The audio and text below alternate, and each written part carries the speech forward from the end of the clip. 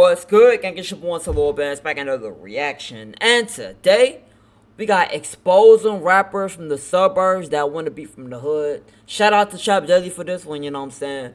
We see the thumbnail, BAKJ, Baby Chief do it. We already know about the allegations. People saying they're not from the hood. They're not really like that. They just some TikTok gangsters. I don't know if that's true or not. But we also see Hound Q50. That one shocked me, I ain't gonna lie. Just because his affiliation with Lil Jeff makes me think him being from the suburbs don't even matter, bro. It don't matter. Him being affiliated with Bloodhound Lil Jeff, that lets you know everything you need to know, bro. This man is different. They demons, bro.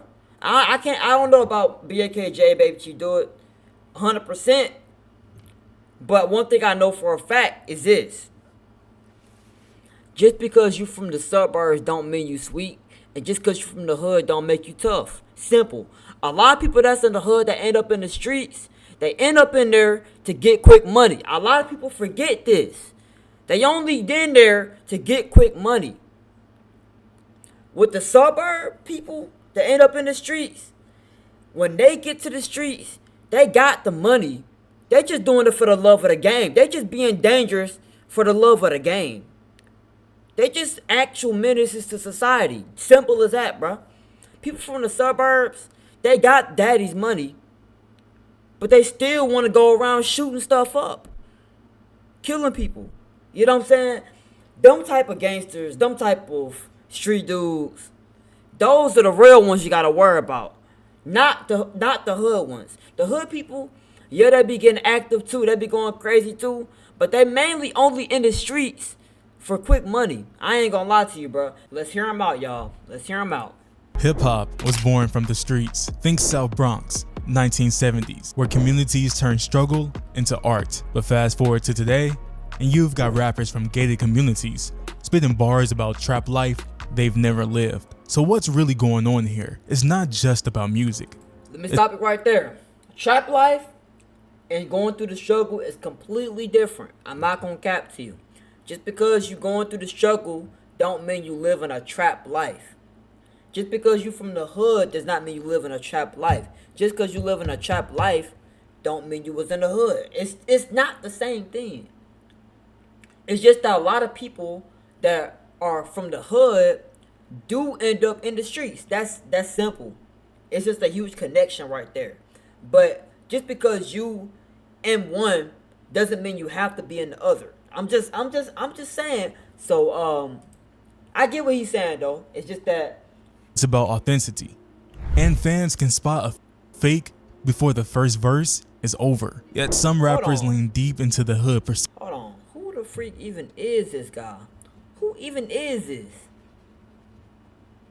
Who even is this? Now, BAKJ, Baby Chief do it. We already know about them. People calling them fake gangsters, TikTok gangsters. That ain't nothing new. Central C, I've heard people saying that he's not really like that either. You know what I'm saying? His main op was Digga D apparently, but that wasn't even like I don't know. I honestly don't know what Central C or NLE Choppa. Now, it's harder to believe he was really living that lifestyle, given based on how he is in 2025 and 2024, 2023. You know what I'm saying? Slut me out, all that type of stuff. Freak Chopper. But, bro, this man was deep in the trenches like, what? Almost 10 years ago at this point. It ain't the same thing, bro. So, maybe NLE was a part of the streets. But Hound Q50, though, I think he the only one to hear that I can say, well, him, well, I'm honestly going to say all three of these, right? All three of them. But more so him, because he hanging with Bloodhound Lil Jeff.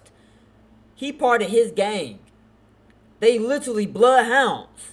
Now, I'm not saying Bloodhound Q50 was getting active like Lil Jeff. But what I'm saying is this.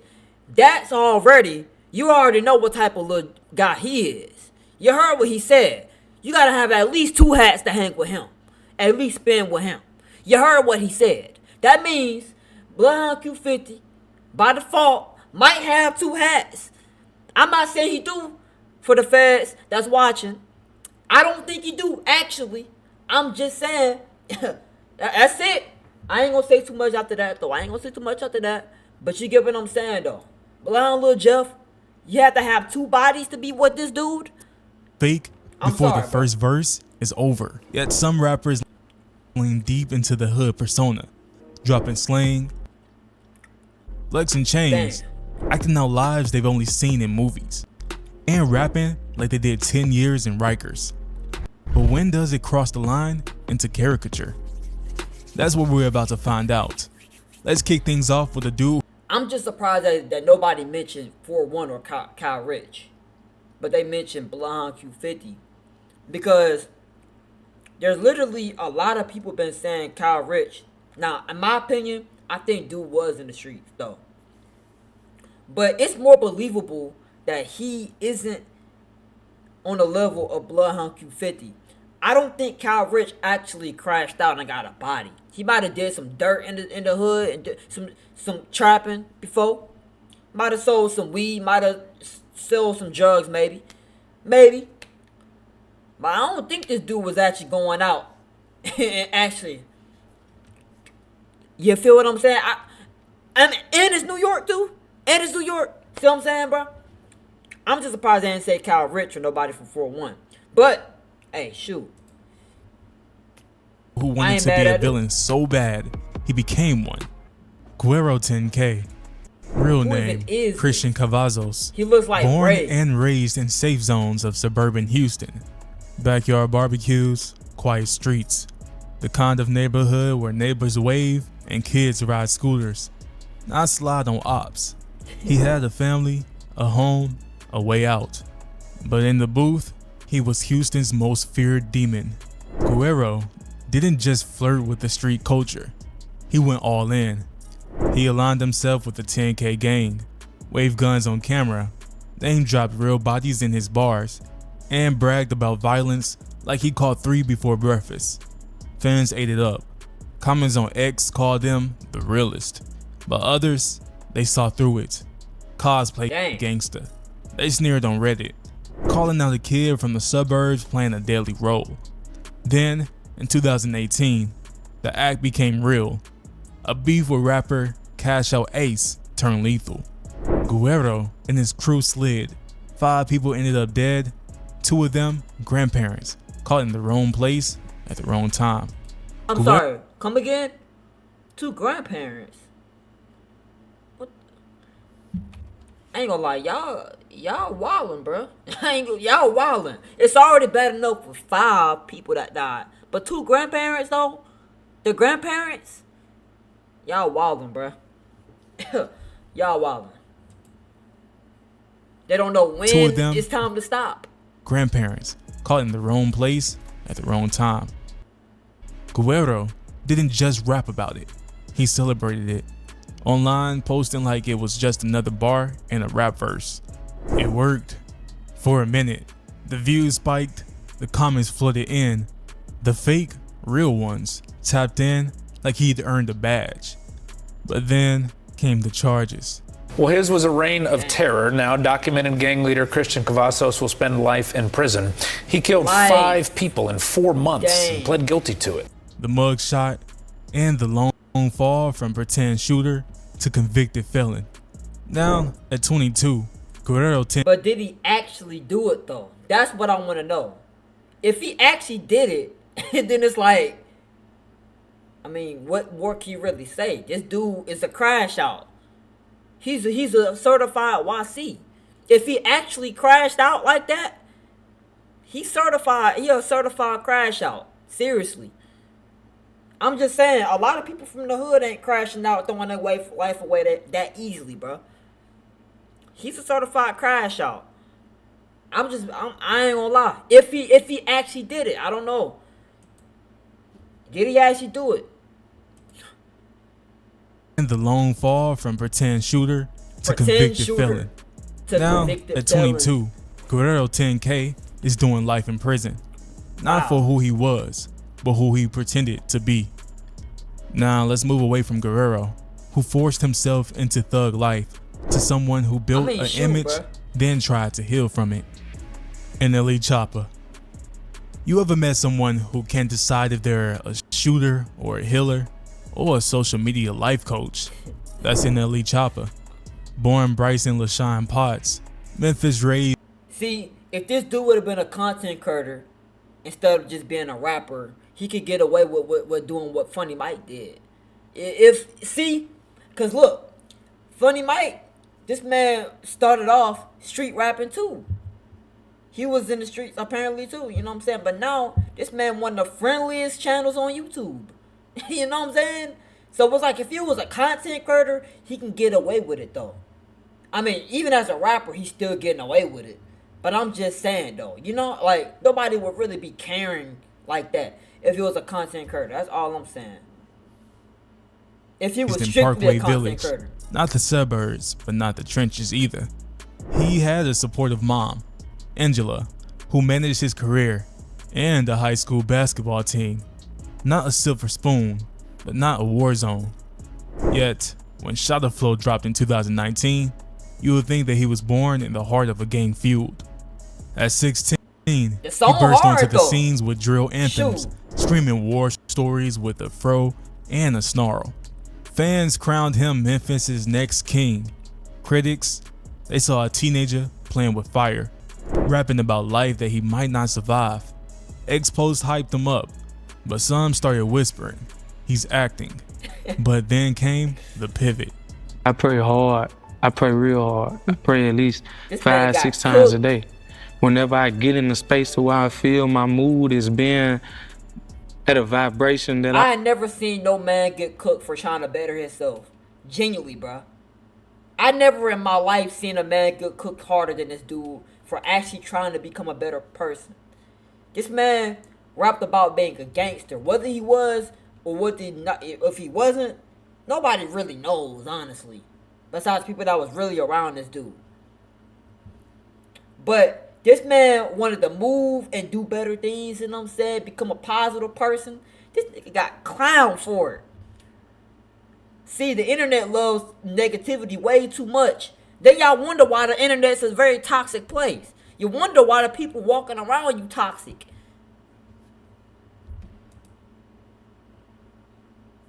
That I ain't trying to consist with, I'm praying. And it works, like it really works. By 2020, NLE Choppa wasn't rapping about sliding. He was tweeting about meditation, sea moss, and alkaline diets. The Glock flexing kid became Awakened Choppa back to the, on YouTube. To the shooter. 1 minute, I'll shoot up your block. The next, align your chakras and drink a chlorophyll. The internet tore into him. Half praised his growth, calling him mature. The other half said that he was soft, suburban energy, they called it. Like he was rebranding for Whole Foods after a drill era starter pack.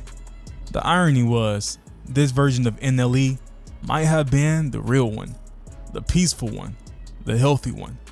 Maybe Shot of Flow was the act. Either way, one thing's clear. At least his music fire though. That street persona. At least he fired with the music at least. Value. It was a mask. Now let's talk about someone who didn't fake the pain. He downloaded it. One death at a time. Downloaded it. Hound Q50. Hound Q50, born Michael Cooper, didn't grow up in the war zone, but he was close enough to smell the smoke. Raised in Maryville, Indiana. By the way, y'all do realize Bloodhound Lil Jeff didn't join the streets till he was like 18 or 21. This dude joined the streets when he was 18 years old. You telling me this man had the mindset to graduate or at least get to the legal age to be able to own a house if he wanted to. He's a legal adult. He waited. Most people that jump off on the porch, that get into the streets when they like, and I know personally, from 14 to 16. Well, some people go as far back as 12. I know a few people on that too, and y'all clearly see people on that too.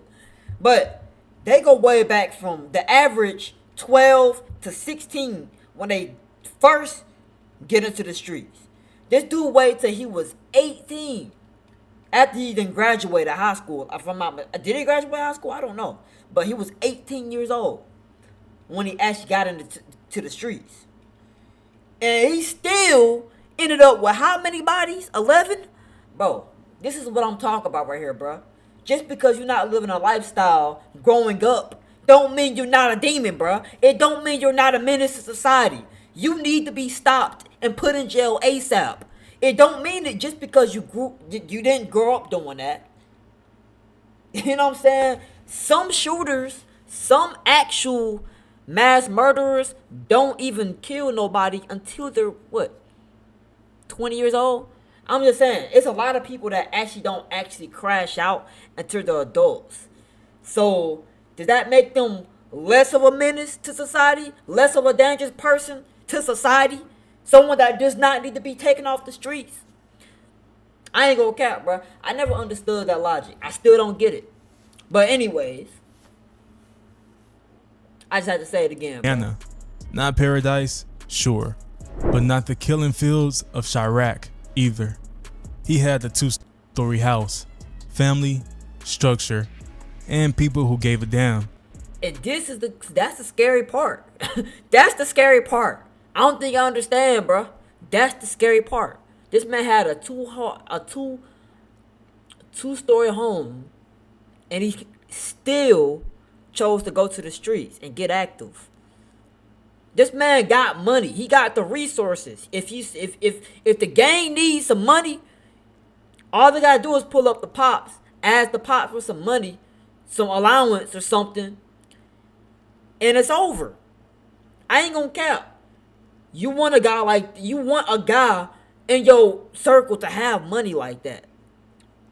You know what I'm saying? You want a guy in your circle to have money like that. In the streets to have money like that.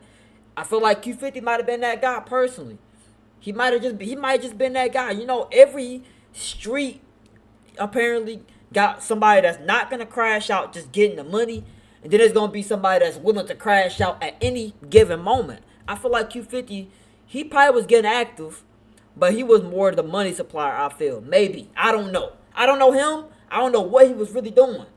But that's just my thought process behind that, maybe. That could be what it is. It could be. Reddit users exposed his roots, a comfortable suburban home, far removed from the frontline energy of real drill culture. But structure doesn't always be influence, and grief, it doesn't care where you live. His early music was flex rap, cars, cash, dreams. But when his cousin and collaborator, Lil Jeff, was killed in 2024, everything shifted. He went from SoundCloud was killed in 2000 dreams. But when his cousin and collaborator... Hold on, I did not know they was cousins. Hold on, that's news to me.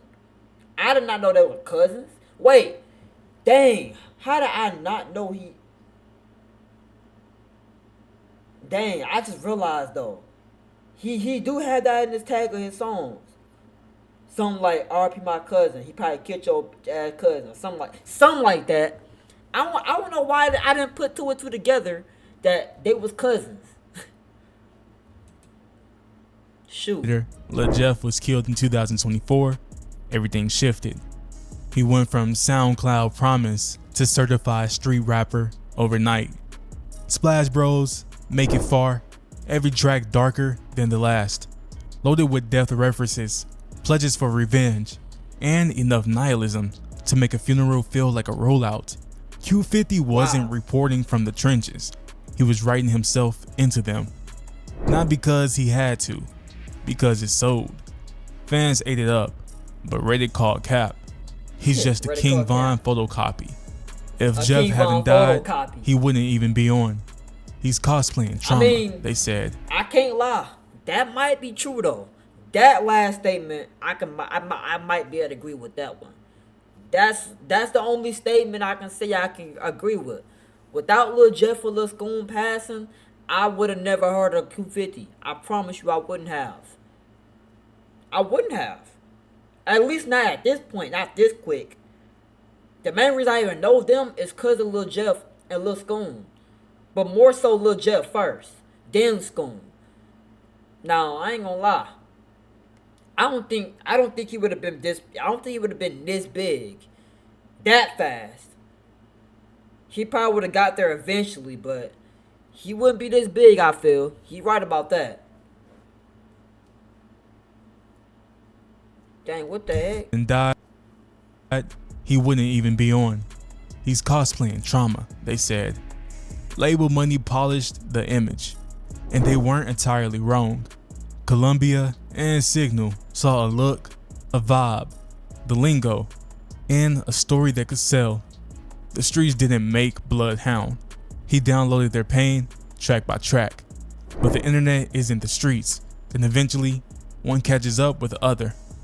Then December 2024 happened. The fantasy became reality.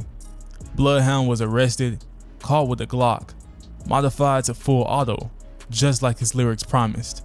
Now riding up to 7, clutching on a Glock, got caught by the light on Marquette, so I had to stop. See, the thing about this dude, he probably was just chilling with Lil Jeff, cause they cousins. But when his cousin died, you know this how it happens a lot of times. When your family member died, a lot of people that was in the streets, their younger brother, their younger cousin, or you know what I'm saying, they family member. They want revenge. They want to actually kill somebody. They want to get revenge. I'm not saying that's the case for him. I'm just saying. Like, this man, Hound Q50, could have been one of them, too. I'm just saying different. I'm just saying leaving it open for many options. Many things to say. You know what I'm saying? It's not just this dude is a fake gangster. You know what I'm saying? Because a lot of people that end up in that life realistically don't start because they chose that life. You know what I'm saying? I feel like some people feel like they have no other choice. They're trying to make quick money, and that's the best option in that moment to make the type of money they need. Or some people that got the money, some people just be wanting revenge. I mean, that's how it is sometimes. When your relative die, some people really want to crash out. 7 seasons as an op. He ain't even pee me. He don't know. We about to spin a block. Suddenly, the persona was no longer theoretical. It was evidence. He served a year. His first taste of the life he glorified. Out now, he's back to rapping. But the streets left a mark. Not the one that he scripted. He built a name off death. And the first real casualty was his own piece. If this video is hitting home, drop a like and subscribe to join our community. Since you're here for real stories, you're in the right place. Now back to it. Let's move from drill music as therapy to the teenager who treats it like a TikTok trend. Baby Chief do it. Question, Nazra, I like this beat. Ain't shit free till they free all the guys. I done said it a lot, and it ain't the last time. I want her to be my ball, I don't care if she tall like a tree, that whore get climbed. Got a couple comments, nigga, hashtag blessed, but these hoes on my dick, cause I'm fly like a jet. They gon' be surprised when they see I made this beat. Baby Chief went Kanye West. Baby Chief do it. It's only 17. But if you listen to his music without knowing his age or background, you'd swear that he was a seasoned war vet from the south side of Chirac, with more bodies than birthday candles. He raps with the cold delivery of someone who's seen too much. The truth is, he hasn't. Yes, he's from Chicago, but not the blocks where drill was born. Not Parkway Gardens, not Inglewood. He's the blocks where drill was born. I ain't gonna say no. Not Parkway Gardens, not Inglewood. He's from the outer edges, close enough to borrow the energy, far enough to dodge the cost. Reddit exposed him twerking in old videos, and nothing.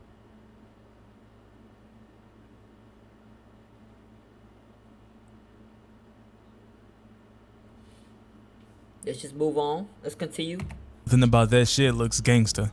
Oh, they really got the video? This the nigga who bail out cars and shit out of town on some bad shit. Oh, man. Man, bruh.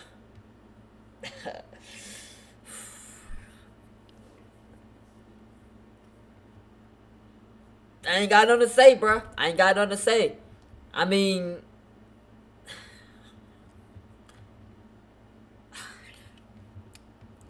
let's just continue. I ain't got nothing to say.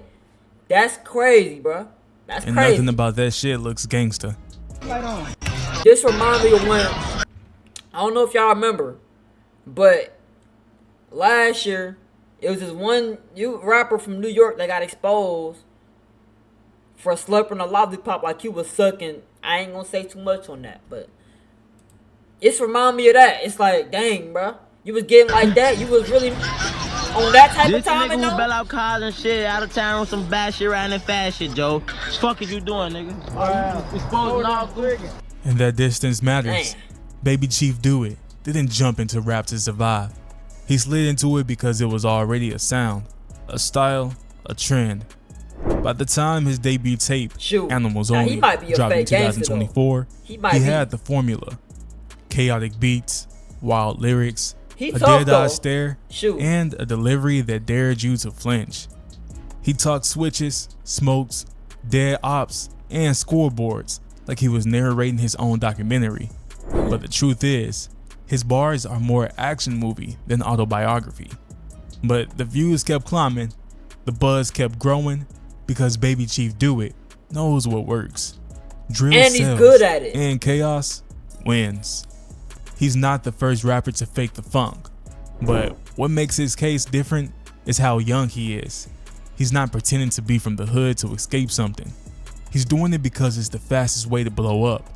And in today's rap scene, that's real performance beats pain, and image sells more than honesty.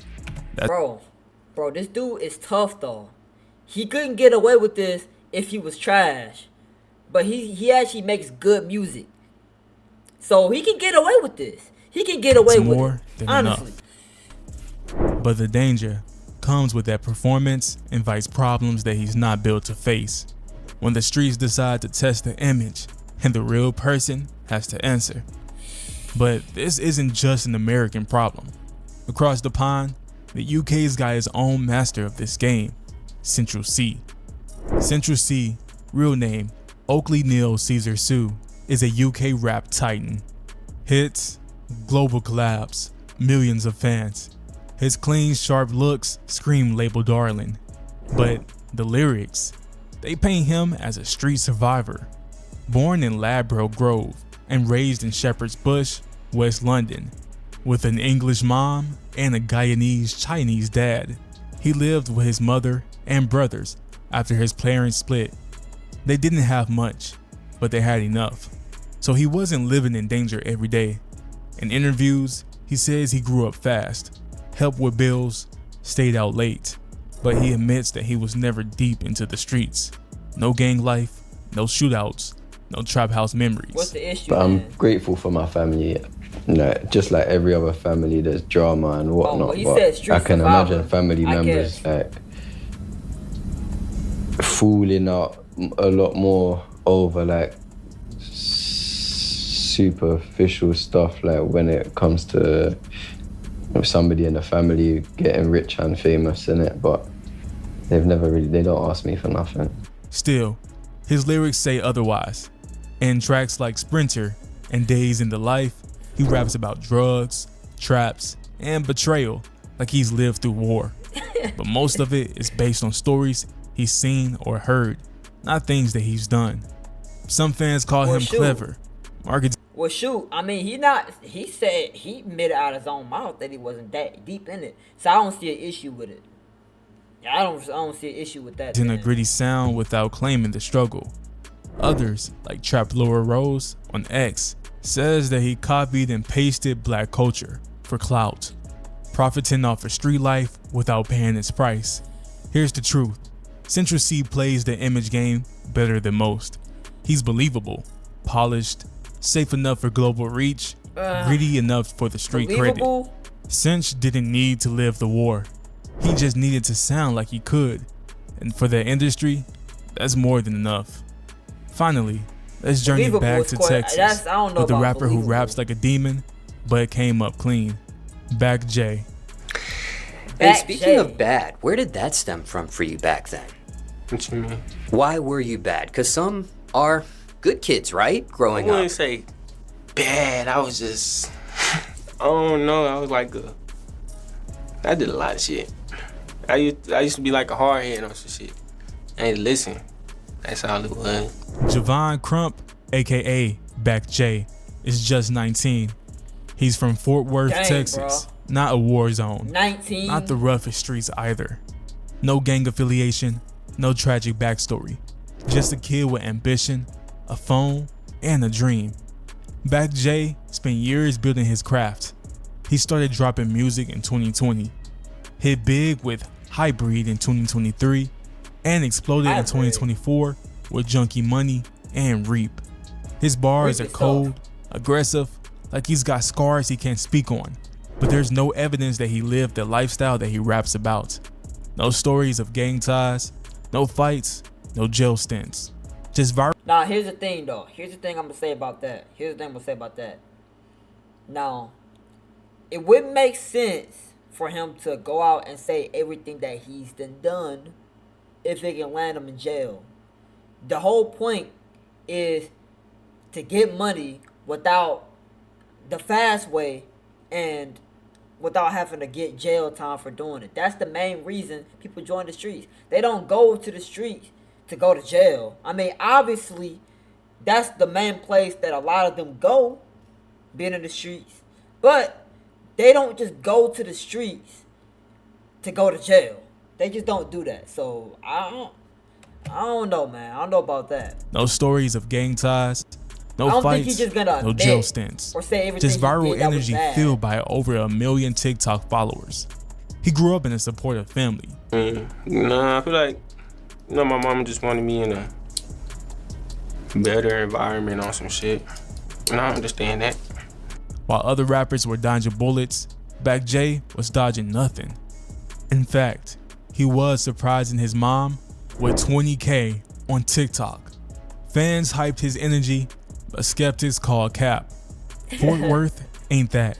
Back J turned trends into art, views into identity. He rapped like the hood, not because he lived it, but because it made him viral. But when you spit about smoke, the streets might bring the fire. Shoot, at the end of the day, who exposed BAKJ? Who actually said this dude was not in the streets? We haven't seen nobody, no clips or nothing. That's the thing. You know what I'm saying? Same thing with Bloodhound Q50. Like with Baby Chief do it. Now he got exposed. He's cooked. I ain't gonna lie. Shaking buns on camera is wild. I get he's a kid. So, as kids, you probably did some suspicious stuff. You know what I'm saying? Some people might put a wig on, they mom wig on. Some people might have wear their shoes. Some people was slurping popsicles, I guess, or eating bananas, deep throat bananas. Pause on all that, first of all. The point is, shaking buns is crazy, though. Shaking buns is crazy. I'm not gonna lie. But BAKJ, he done nothing besides be from the suburbs, based on what I'm hearing from this. So it's kind of the same within Bloodhound Q50, in my opinion, bro. Kind of the same thing. He do got ties, but it's like all of these rappers had choices. Some were trying to survive, some were trying to be seen. Some blurred the lines so much that they couldn't find their way back. Being from the suburbs isn't the issue. Faking the hood is. When you rap about wars you didn't fight, you risk battles you're not built for. So what do y'all think? Are suburban rappers faking it for clout, or are they just expressing themselves in a culture they love? Drop your take in the comments, smash that like button if this hit home. Subscribe and turn on notifications so you don't miss out on what's next. Until then, stay true to your story. Peace. Shoot, I don't know, man. I don't know. I think Bloodhound Q50, I don't think this dude is faking it, bro. Personally, I don't think he faking it, and I don't think BAKJ faking it. But I can see maybe Baby Chief do it. I can see maybe him. I ain't gonna cap. NLE Choppa, it's questionable. Central C, I don't think this dude was really in the streets. I mean, he said he wasn't in the streets. He said he wasn't. You know what I mean? And that other dude, crash out. He crashed out. So it don't matter if the dude was in the streets or not, or was really grew up in the streets or not. He literally crashed out and went to jail for it. He's a menace to society. He got put in jail for a reason. Because he's a certified crash out. He had something to prove, and he proved it by any means necessary. He proved it. He's a crash out, a menace. So those are three people I would say ain't really faking it, bro. And when I say faking it, they probably fake being in the hood, maybe, but they ain't fake being in gangs or tied to people in gangs and stuff like that. I don't think they fake that though. You know what I mean? But that's just my opinion. I don't know. Y'all let me know y'all honestly feel in the comments. I'm gone.